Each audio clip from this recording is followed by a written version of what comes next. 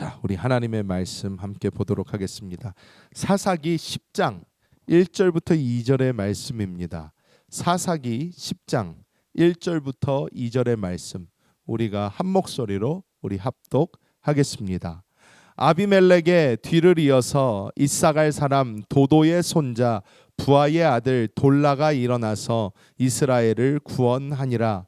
그가 에브라임 산지 3일에 거주하면서 이스라엘의 사사가 된 지 23년 만에 죽음에 3일에 장사되었더라.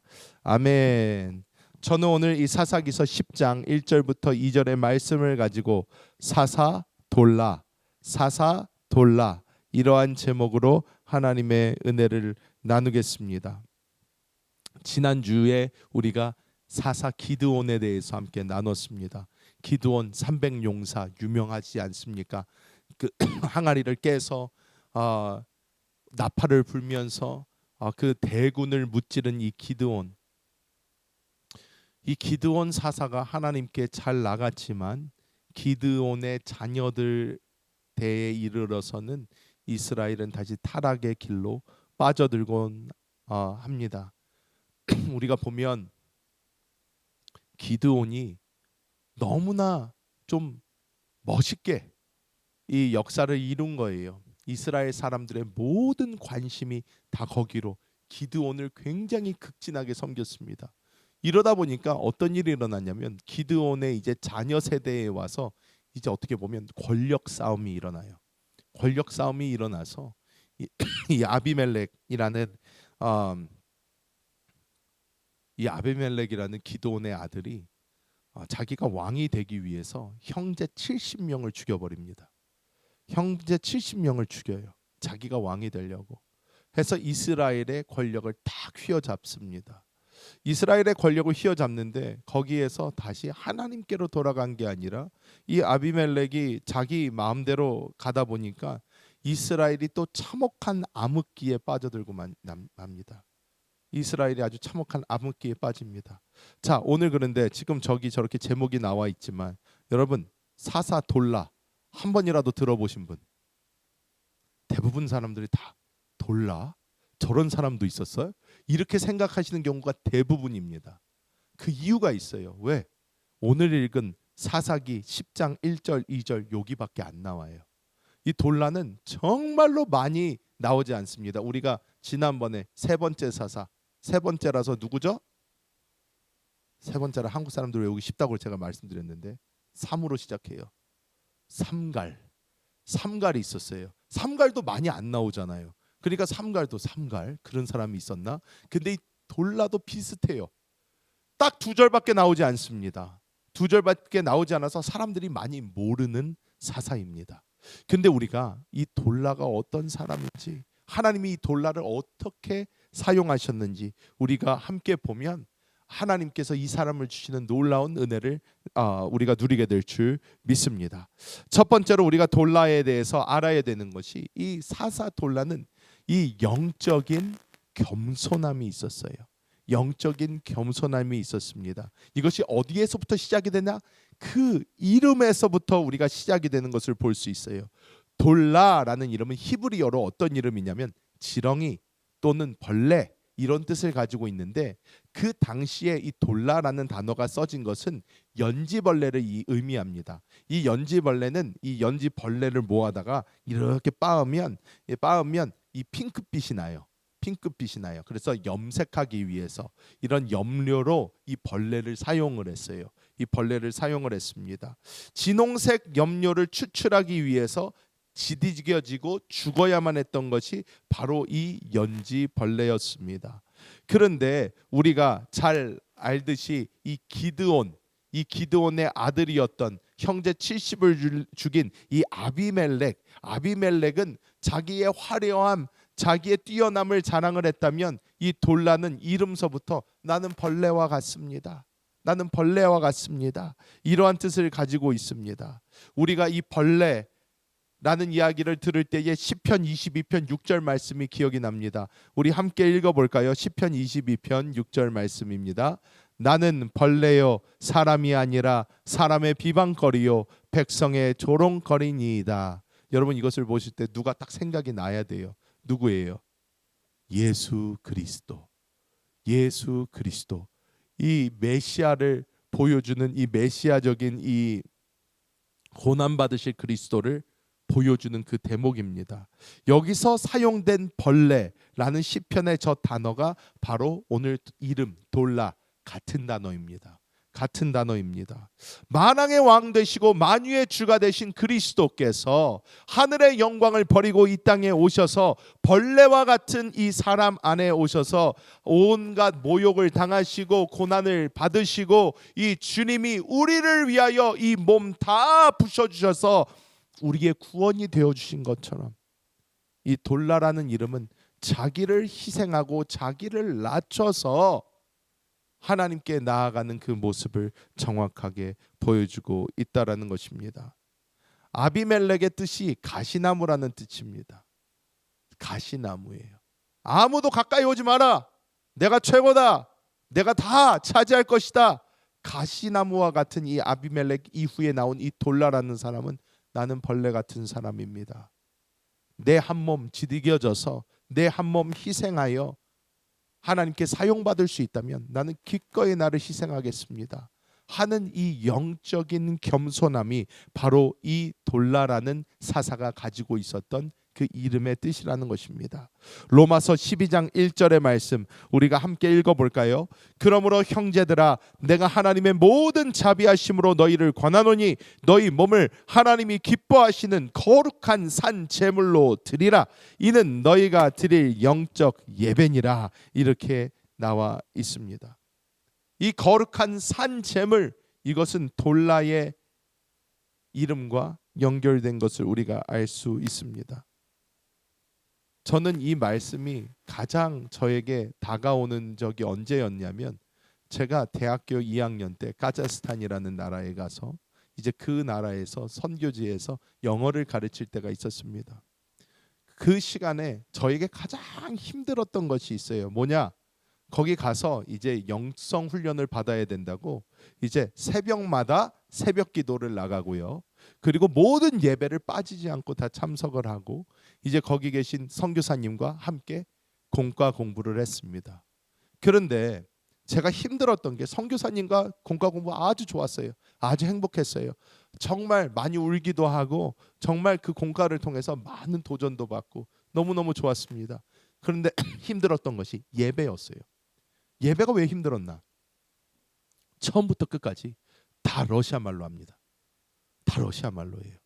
저 러시아 말 한마디도 못하는데 새벽 기도를 가면 새벽 기도 시작서부터 끝까지 찬양서부터 마지막까지 싹 다 러시아 말이에요. 주일날은 조금 납니다. 왜? 그 선교사님이 제가 드리는 그 예배 때 설교는 한국어로 하시면 옆에서 러시아 말로 통역을 해요. 그러니까 설교는 알아들을 수가 있어요. 그러니까 설교 시간만 기다렸다가 설교 듣고 한국말 들으니까 너무 좋다 하고 나오는 거예요. 너무 이게 하루 이틀도 아니고 제가 거기 8개월을 있었는데 8개월 동안 이것을 하니까 사람이요. 처음 한 3개월 정도 되니까 너무 힘든 거예요. 러시아 말 하나도 못 알아듣겠고 찬양도 모르겠고 아무것도 모르겠고 모르는데 제가 그때 우리 전 원로 목사님과 통화를 하는데 원로 목사님이 저한테 이렇게 얘기를 합니다. 제가 알아듣지를 못해도 너무 힘듭니다. 그랬더니 원로 목사님이 저한테 예배란 산 제사다. 산 제사는 뭐냐? 제사, 제물은 죽어야 되는 거다. 죽은 게 뭐 그렇게 말이 많아? 딱 이거였어요. 제가 그래서 거기서 그러고 끊었습니다. 그리고 그 다음부터 예배를 드릴 때에 산 제물이 되보자 했어요. 한번 죽어보자. 내 생각, 내 느낌, 내 모든 것 뒤로 하고 예배를 하나님만 바라보면서 말을 못 알아들어도 한번 해보자. 한번 해보자. 러시아 말 진짜 모르겠지만 한번 해보자. 제가 그래서 그 이후로 예배를 들어가면 자세가 변했어요. 이 전까지는 그냥 러시아 말 모르니까 자 알아서 잘 하시고 저는 일단 여기는 참석해야 되니까 처음부터 끝까지 앉아있다 가겠습니다. 약간 이런 태도였다면 그 다음부터는 하나님 알아듣진 못하지만 이분들이 지금 찬양하고 있는 것도 하나님을 찬양하고 있는 거고, 저 설교 말씀을 내가 알아들을 수는 없지만 하나님에 대해서 하나님의 생명을 이야기하고 있는 것이고, 내가 기도하지만 기도할 때 나는 러시아 말로 기도는 못하지만 한국말로 기도하고 영어로 기도하고 내가 할 수 있는 걸로 기도하면서 내가 이 예배 시간에 내가 하나님 앞에 산 제물이 되겠습니다. 하나님께 산 제물이 되겠습니다. 내가 알아듣지 못한다고 하더라도, 나에게 이해가 안 된다고 하더라도 내가 하나님께 드려지겠습니다. 태도가 변하니까 은혜를 받기 시작을 해요. 너무 신기하더라고요. 말을 몰라도 은혜를 받더라고요. 찬양을 드리는데 그 전까지는 말에 집중을 하고 말이 이해가 안 되니까 언제 끝나나 했다면, 그 다음부터 산 제물의 모습으로 하나님께 가니까 말을 못 알아듣는데 그 주변에서 예배하는 사람들의 그 은혜가 나에게도 부어지기 시작을 하는 거예요. 지금 나 저 말 몰라도 참 은혜가 된다. 저거가 이해가 안 돼도 너무 좋다. 그 찬양 안에서 나도 흥얼거리면서 손 들고 같이 있게 되는 거예요. 왜? 예배는 영 안에서 드리는 것이고, 내가 산 제사로 드려질 때에 하나님의 생명은 나에게 흘러 들어오는 거예요. 그래서 우리는 이 돌날을 보면서 내가 사는 게 중요한 게 아니라 내 안에 주님께서 사시는 게 중요하구나, 이 영적인 것을 붙들어야 되는구나 하면서 우리는 이 우리의 생명, 우리의 진짜 생명, 하나님이 주신 거듭난 생명과 나의 분리를 일으켜야 합니다. 여러분, 돌라라는 이 이름, 벌레라는 이 이름의 삶을 산다라는 것은 내가 나에 대한 것을 놓는 것입니다. 이것이 무슨 말이냐면, 우리는 우리 안에 그리스도의 생명이 있는데 이 그리스도의 생명과 나의 육체적 생명의 분리를 우리는 늘 생각을 해야 돼요. 우리는 늘 이게 똑같다고 생각합니다. 다 나야 라고 생각을 해요. 아니요, 그렇지 않습니다. 진짜 나는 거듭난 게 납니다. 이거는 내가 지금 입고 있는 껍질입니다. 껍데기입니다. 지금 여기에 있는 이것 중요하지 않습니다. 자, 우리가 감정의 처리가 필요해요. 왜 감정의 처리가 필요합니까? 세상을 살아가면서 우리는 다 나라고 생각하니까 조금만 기분 나빠도 내가 나빠지고, 조금만 문제가 생겨도 내가 기분이 나쁘고, 내가 다 나라고 생각하니까. 근데 우리가 이 순간 어떻게 해요? 분리를 시켜요. 내가 입고 있는 껍질, 넌 기분 나쁘지만 영 안에 있는 나 행복하다. 주님과 함께 있다. 할렐루야. 너무 좋다.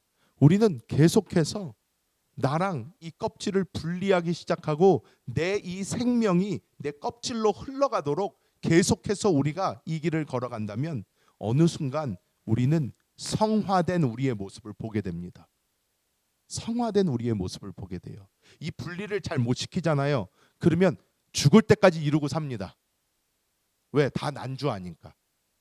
하지만 이 분리를 잘 일으키면 우리가 이 생명이 내 안에서 빨리 분리를 해서 남들 열받을 때 나는 열받지 않고, 남들 화날 때 나는 화내지 않고, 남들이 감정적으로 휘둘릴 때 나는 휘둘리지 않고, 내가 영 안에서 이를 바라보면서 계속 영 안에 있는 생명을 흘려보내면 나중에는 내가 그리스도 예수처럼 살고 있는 거예요.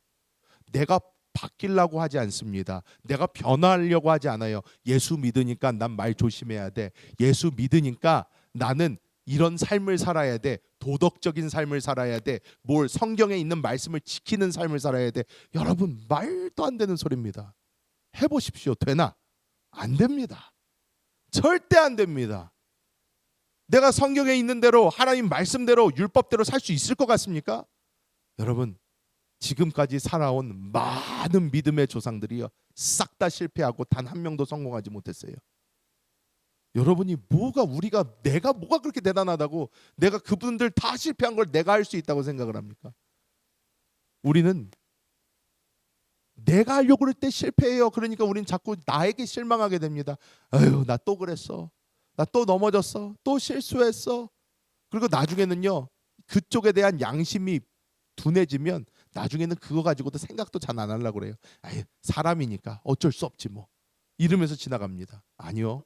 여러분, 우리는 우리 영안에 계신 주님, 그분 안에 딱 있으면서 나랑 생명적 분리를 딱 일으켜서 내가 지금 겉에서 기분 나빠하고 겉에서 지금 죄지려고 하고 하는 이 망나니와 같은 이 육신을 우리가 구분을 한 후에 영안에서 계속 생명을 흘려보내면서 이것에 하나님의 변화가 생기기를, 내가 먼저 죽어야만 이거가 되는 거예요. 돌라와 같이 우리가 완전히 벌레처럼 지디겨지는, 내 생명이 끝이 나는 그것이 일어날 때 우리는 정확하게 이 모습이 우리에게 나타나게 되는 줄 믿습니다. 여러분, 이집트에 버려진 아이들을 위해서 평생을 바친 릴리언 트래셔이라는 분이 계셔요. 1887년에 태어나셔서 61년까지 사셨어요. 그런데 이분은 굉장히 괜찮은 가문에서 태어나서요. 어려움이 없었습니다. 그리고 이제 결혼할 때가 돼서 아주 자기가 좋아하는 사람과 결혼하기 딱 열흘을 앞두고 갑자기 하나님께서 이 릴리언에게 이야기를 하십니다. 이집트로 가라. 말씀이 들려요. 결혼식 열흘 전에 여러분이 말이 됩니까? 와, 안락한 미래와 사랑하는 사람을 뒤로 하고 이 사람이 하나님이 말씀하시니까 따라갑니다 하고 이집트로 갔어요. 이집트로 가서 이집트로 언제 갔나? 1910년도 미국 돈 $50 들고 이집트 아시우트라는 곳으로 가면서 이분은 이렇게 고백했다고 합니다. 하나님께서 저같이 미천한 벌레 같은 자를 사용하셔서 고통받는 아이들을 품으시겠다는데 제가 어찌 영광스러운 죽음을 거절하겠습니까? 자기가 하고 싶은 것, 자기의 미래, 자기의 소망 싹 다 벌레와 같이 지디겨서 버려버리고 이분은 하나님께 순종해서 이집트를 갔던 거예요. 1961년 그녀가 하나님의 품에 안겼을 때에 이 릴리언 손으로 구원받은 고아들이 무려 8,000명이 넘었어요. 8,000명. 8,000명이 넘는 고아들을 이 릴리언이 키워냈습니다. 이 릴리언이라는 사람이 자기 자신을 벌레처럼 여기고 자기의 육신의 생명을 따르지 않고 영 안에 계신 하나님의 음성을 들었기 때문에 이 릴리언이라는 한 사람의 삶을 통하여 이렇게 위대한 역사가 나타나게 된 줄 믿습니다. 두 번째로 우리가 함께 봐야 되는 것은 이 둘라라는 사사를 통해서 볼 수 있는 것은 이 둘라라는 사람의 영적인 분별력을 우리는 보아야 합니다. 영적인 분별력입니다. Spiritual discernment 이렇게 이야기를 합니다. 이 돌라라는 사람이 이사갈 자손입니다. 이사갈 지파의 자손인데 이 이사갈 지파의 특징 중에 하나가 하나님께서 이사갈 지파에게 내려주신 달란트 중에 하나가 이 시대를 보는 눈을 주셨어요. 하나님의 눈으로 세상을 보는 눈이라고 우리는 말할 수가 있습니다. 여기서 이 돌라에 대해서 이야기할 때에 부하의 아들 돌라 이렇게 이야기를 하는데 이 부하라는 말은 입을 열어 외치다 이러한 뜻을 가지고 있습니다. 근데 이것이 무슨 말이냐? 이 돌라라는 사람이 사사로서 했던 일이 입을 열어서 하나님의 뜻을 외치는데 자기를 뒤로하고 하나님의 뜻을 외쳤다는 거예요. 벌레같이 자기를 죽이고 하나님께서 주신 마음을 백성들에게 선포해내는 일을 했다라는 것을 여기 보여줍니다. 역대상 12장 32절 이사갈 자손들에 대한 이야기가 나오는데 함께 읽어볼까요?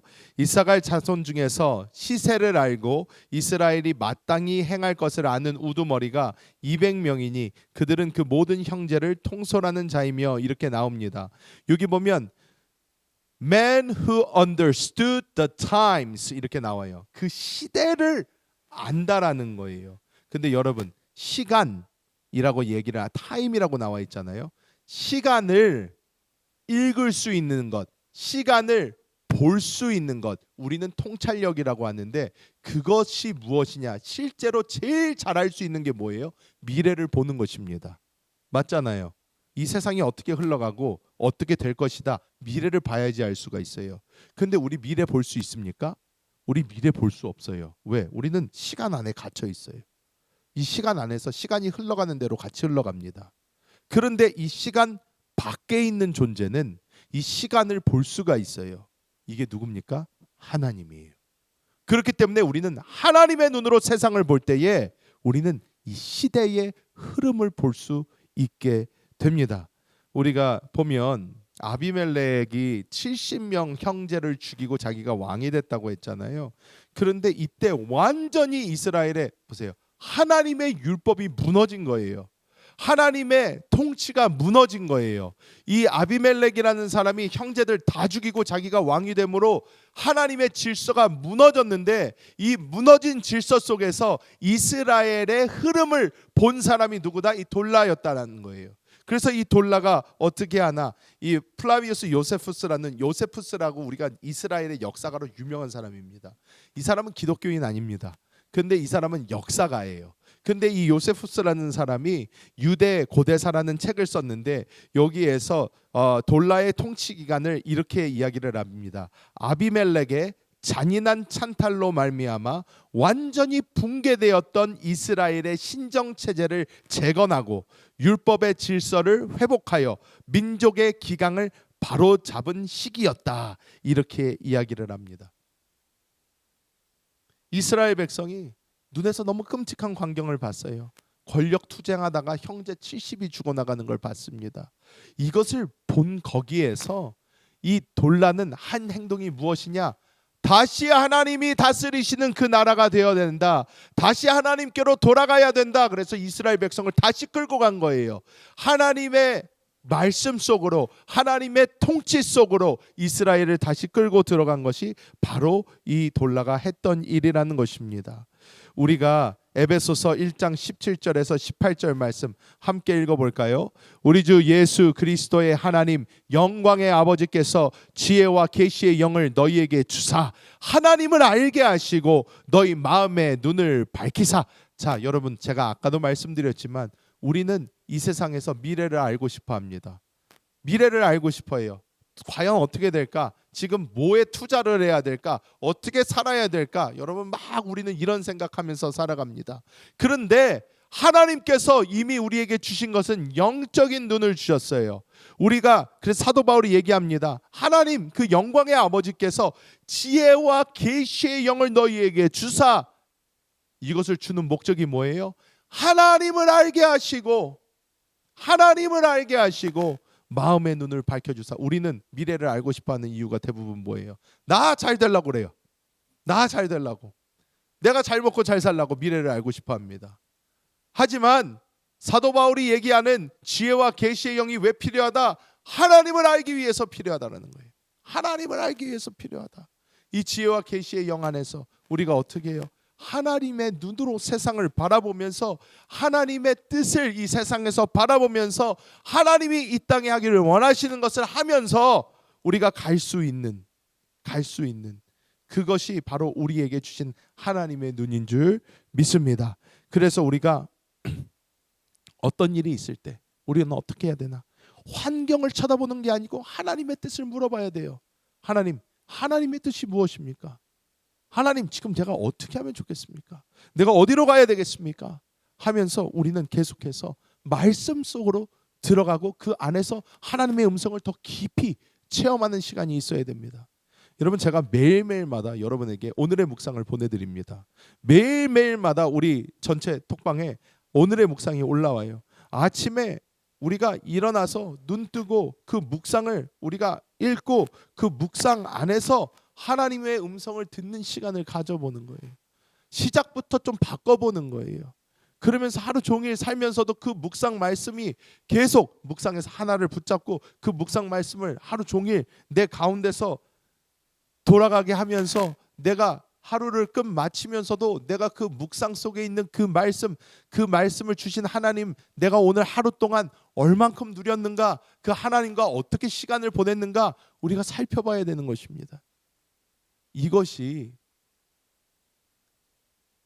지루하게 들리면 안 됩니다. 이것이 힘들게 들리면 안 돼요. 연애해 보신 분들은 잘 아십니다. 연애가 지루하고 힘들면요, 아무도 연애 안 하려고 합니다. 근데 세상은요, 모든 영화도요, 다 러브 스토리예요. 다 연애하는 거, 사랑하는 거 좋아합니다. 왜? 인간이 얻을 수 있는 기쁨 중에 최고의 기쁨 중에 하나예요. 그런데 하나님과 이 시간을 이렇게 보내는 건요, 하나님과 연애하는 것입니다. 하나님과 데이트하는 거예요. 하나님과 얘기하는 거예요. 사람은요, 혼자 살 수 없어요. 사람은 짝이 필요하고 친구가 필요하고 같이 삶을 나눌 사람들이 필요합니다. 사람은 하나님이 그렇게 혼자 만든 존재가 아니에요. 하나님이 아담 보면서 어떻게 불쌍하다고 그랬어요. 불쌍해서 혼자 저렇게 있으니까 안 됐다 해서 이브를 만들어서 주시잖아요. 하와를 만들어서 주시잖아요. 우리는 하나님과의 이 대화를 이어가면서 우리가 함께 하루 종일 주님 안에서 하나님의 시선으로 바라보기 시작하고 하나님과 함께 걸어가기 시작할 때 놀라운 역사가 일어납니다. 여러분, 존 넉스라는 분이 있어요. 스코틀랜드의 종교 개혁자였습니다. 존 넉스라는 분이 있는데 이분이 아주 센 분입니다. 이분이요, 살아갈 때요, 이 세상은 이 왕이 다스리는 세상이었잖아요. 여왕이었어요. 여왕이었는데, 근데 이 사람이요, 이 16세기에 스코틀랜드의 부패한 종교 권력과 정치적 혼란 이런 것을 보면서 이 사람이 이야기합니다. 하나님, 스코틀랜드를 나에게 주시든가 아니면 그냥 죽여주옵소서 그랬어요. 왜? 하나님이 없는 이 스코틀랜드, 하나님의 생명을 모르는 이 스코틀랜드, 이것을 보느니 죽는 게 나을 것 같습니다. Give me Scotland or I'll die. 이렇게 얘기를 했어요. 이 당시에 그 유명한 블러디 메리의 시대입니다. 블러디 메리. 엘리자베스 여왕의 언니죠. 다 잡아 죽였어요. 근데 이 메리 여왕이요, 이 존 녹스라는 사람이 시대를 보고 그 시대에 목숨을 걸고 막 외치면서 기도했을 때에 메리 여왕이 이렇게 이야기했다고 합니다. 존 녹스의 기도가 유럽의 어떤 군대보다 더 무섭다. 이렇게 이야기를 했다고 해요. 우리도 하나님께서 주신 시대에 눈이 열리고 우리도 이 돌라처럼 그냥 이스라엘의 평화가 아니라 이스라엘아, 우리가 잘못된 것이 하나님을 떠난 것이다. 우리가 이 시대적인 것을 정확하게 보아야 된다 하면서 우리도 지금 썩어져가는 이 세상에서 빛과 소금처럼 하나님의 말씀을 전하는 사람들이 되어야 될 줄 믿습니다. 자, 그리고 우리가 세 번째 마지막으로 우리가 보아야 되는 것은, 이 돌라에게서 배울 것은 흔들리지 않는 영적인 기초를 우리는 배워야 됩니다. 우리가 보면 마지막으로 돌라가 어디에서 살면서 어디에서 통치하고 어디에서 죽었나 보면요, 3일이라는 곳에서 그랬어요. 3일이라는 곳에서 그랬다고 합니다. 자, 이 3일이라는 단어가 히브리어로 뜻하는 것이 무엇이냐면 금강석. 여러분, 금강석 뭔지 아시나요? 요즘 분들 모르실 수 있어요. 금강석 뭔지 아시나요? 금강석. 이게 한국말로 다이아몬드입니다. 다이아몬드. 제일 단단한 돌. 다이아몬드가 금강석이에요. 그래서 이 다이아몬드, 가장 단단한 보석을 의미합니다. 그런데 이 3일이라는 곳이 그런 뜻을 가진 곳이에요. 근데 그러니까 이 돌라가 다른 곳이 아니라 이 3일에 거하면서, 왜냐하면 돌라는 이사갈 지파라고 그랬잖아요. 이사갈 지파는 딴 데 살아야 돼요. 그런데 이곳 3일이라는 곳에서 일부러 거주하면서 이 돌라가 이야기하려고 했던 것이 무엇이냐? 하나님의 말씀 위에, 하나님의 신앙 위에 신정 정치가 올바로 이루어져야 된다는 거예요. 하나님이 이스라엘을 다스려야 된다는 거예요. 이게 이 돌라가 3일에 있으면서 23년 동안 하나님의 말씀을 전한 것입니다. 여러분, 성경을 보면요, 이때요, 이 돌라라는 사람이요, 이스라엘이 다른 나라랑 막 전쟁을 일으키고 가서 싸우고 이래서 평화가 있지 않았어요. 이 돌라가 한 건 딱 하나밖에 없어요. 하나님의 말씀 운동. 새롭게 자, 우리는 다시 하나님께로 돌아가야 된다. 이거예요. 이것을 3일에 있으면서 견고한 그 기초돌 위에서 이 사람이 외쳤을 때에 이스라엘의 놀라운 변화가 일어났던 것입니다. 이사야서 28장 16절 우리가 함께 읽어볼까요? 이사야서 제가 안 썼구나. 제가 읽어드릴게요. 그러므로 주 야훼께서 이같이 이르시되 보라 내가 한 돌을 시온에 두어 기초를 삼았노니 곧 시험한 돌이요 귀하고 견고한 기초돌이라 그것을 믿는 이는 다급하게 되지 아니하리로다. 이렇게 썼어요.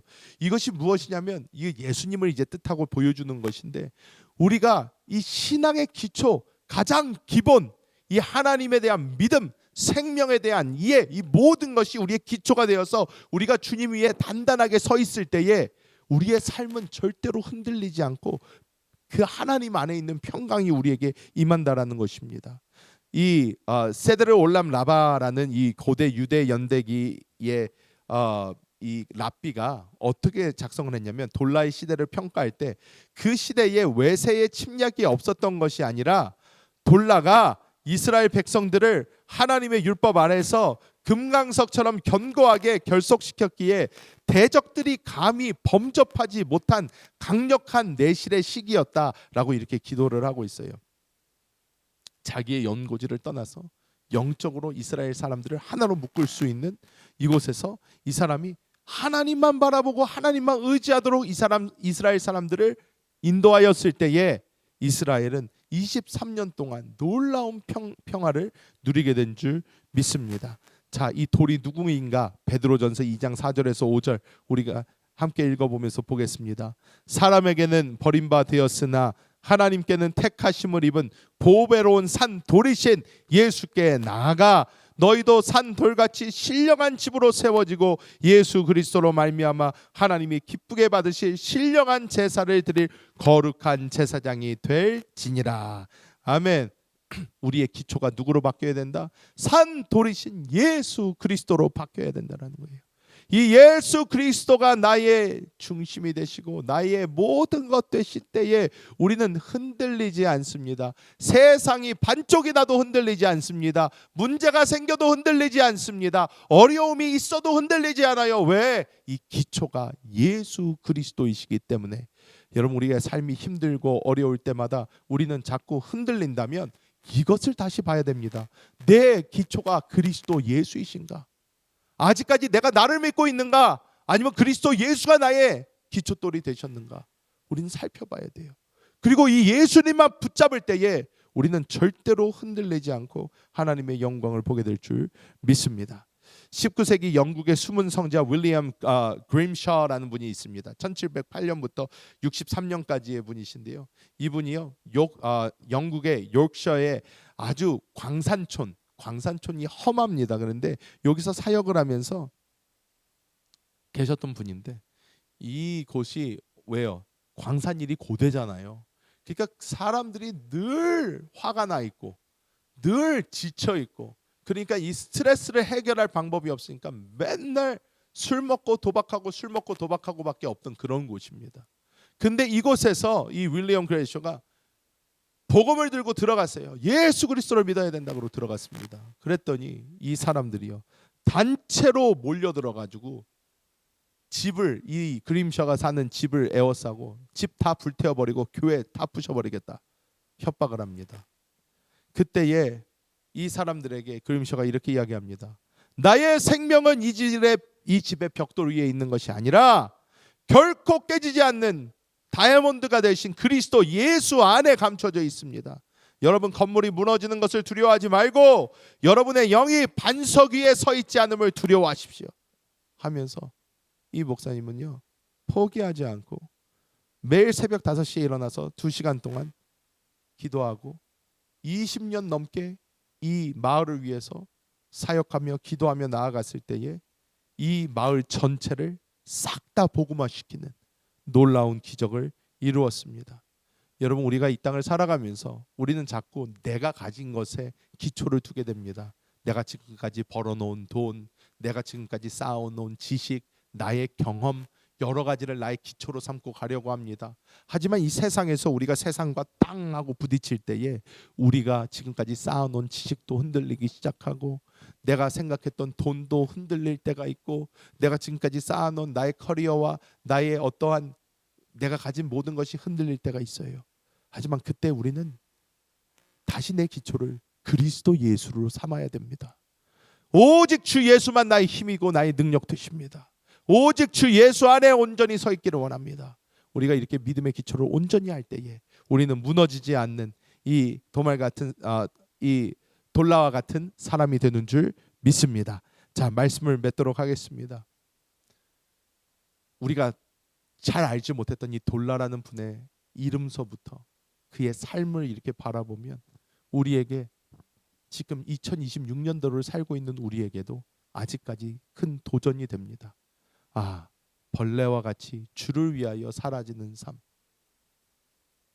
그리고 정말 이 시대를 바로 알아 하나님의 길을 마련낼 수 있는 삶. 그리고 그리스도라는 영적인 이 기초 위에 온전히 서서 흔들리지 않고 끝까지 주님을 바라보는 삶. 하나님께서는 우리에게 말씀하십니다. 오늘 우리가 이 돌라를 다시 한번 우리의 마음에 그리면서 이 돌라와 같이 이 썩어져가는 세상에서 빛이 되시는 우리 모든 성도님들 되시기를 예수님의 이름으로 축복합니다.